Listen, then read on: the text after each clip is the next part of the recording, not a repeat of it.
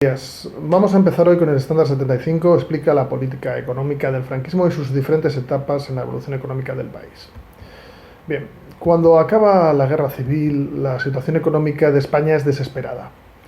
Realmente hay una ruina total de las infraestructuras, la guerra ha destruido prácticamente todas las vías férreas, la industria, gran parte de las ciudades y los caminos.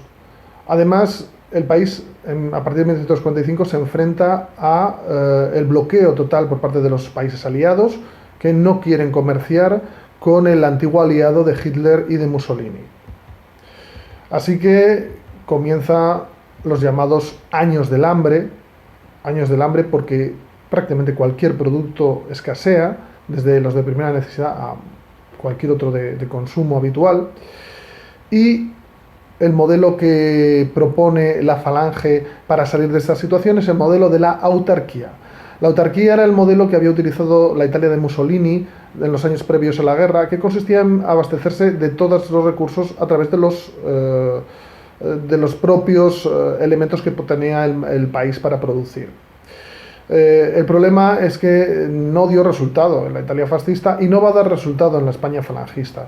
¿Por qué? Porque España en esos momentos carece de petróleo, que es la principal materia prima, tiene algún pequeño yacimiento en Cádiz, Tarragona, se va a descubrir en los años 50 en Burgos, pero realmente son cantidades insignificantes para la producción industrial, y la riqueza de minerales que tenía el país de forma milenaria, es decir, desde los romanos hasta ahora, había ido agotándose, sobre todo en los años del siglo XIX, cuando las empresas belgas, inglesas y francesas acaparan la mayor parte de los recursos.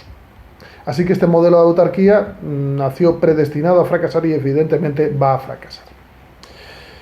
El problema es que ese fracaso lo van a pagar el nivel de renta de los españoles, que desde 1935 tarda en recuperarse hasta 1959, es decir, los niveles de riqueza de antes de la guerra no terminan de ser recuperados hasta prácticamente 20 años más tarde.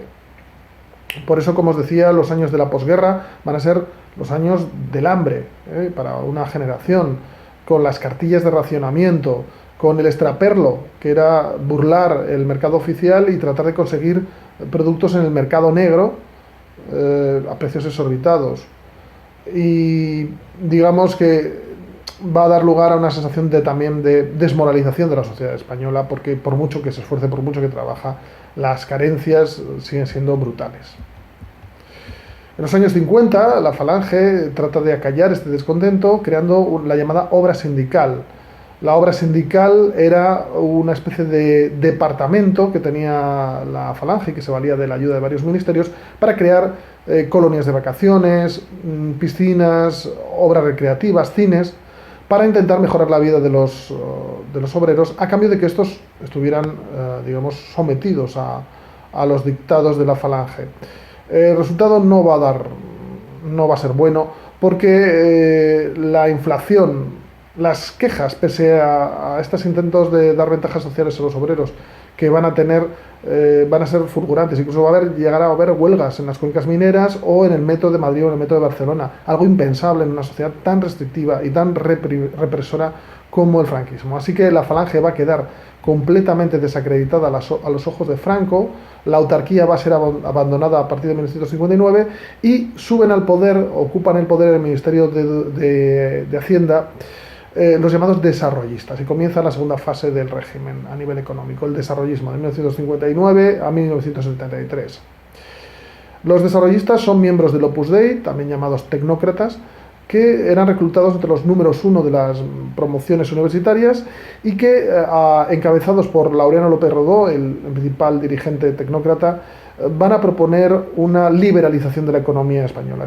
Es decir, en vez de imitar el modelo fascista en el que grandes empresas estatales controlaban la producción, se deja al sector privado y a las inversiones extranjeras que ocupen un determinado lugar en ella. La liberalización de la economía española se consigue a través del plan de estabilización. ¿El plan de estabilización en qué consistía? Pues consistía en recortar el presupuesto, bajar los sueldos, facilitar los créditos, favorecer a toda costa la inversión extranjera, quitando todo tipo de impuestos, potenciar el turismo y reducir el tamaño de las empresas estatales. El efecto fue inmediato. Los sueldos muy bajos de los españoles, la emigración de 2 millones de españoles a Europa, la llegada de millones de turistas, el bajo coste de materias primas y la llegada de inversiones extranjeras hizo que a partir del año 1961 España empezara a crecer económicamente.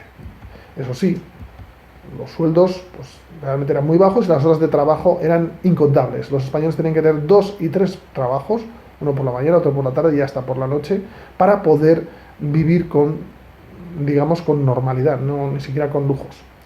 El ritmo de crecimiento comenzó en 1961 con un 8% y terminó un 6% en 1968 hasta 1973. Es decir, España tuvo su propio milagro económico, el milagro económico comparado al milagro alemán, y el país comenzó a producir y a crecer en condiciones. Eso sí, volvemos a lo mismo, las condiciones de vida de los españoles eran muy duras. Aún así, los españoles se van a poder permitir ciertas ventajas, ciertas digamos, mejoras, como son pequeños coches, como el 600, que va a ser el emblema de este momento, vacaciones en la costa, el bachillerato, electrodomésticos, es decir, hay una cierta mejora. A partir de 1963, imitando el modelo francés de Alphonse-Sauvy, los desarrollistas aplican a España el llamado Plan de Desarrollo, o los llamados Planes de Desarrollo, que consistía en elegir 7 ciudades españolas a las cuales aplicar unos privilegios fiscales y mejoras de todo tipo en infraestructuras para que a partir de ahí se constituyeran regiones industriales. España siempre había fracasado en la revolución industrial y ahora se trata de industrializar el país desde el Estado. Estos planes de desarrollo van a generar grandes infraestructuras, van a mejorar la vida de ciertas ciudades como Burgos, Valladolid, Sevilla, Zaragoza, pero no van a conseguir equilibrar el crecimiento del país. Aún hoy en día pues vemos que hay ciudades españolas que están muy desarrolladas y otras donde la industria es un déficit, es una carencia. ¿Precios a pagar por este desarrollismo? Pues el éxodo masivo del campo a la ciudad,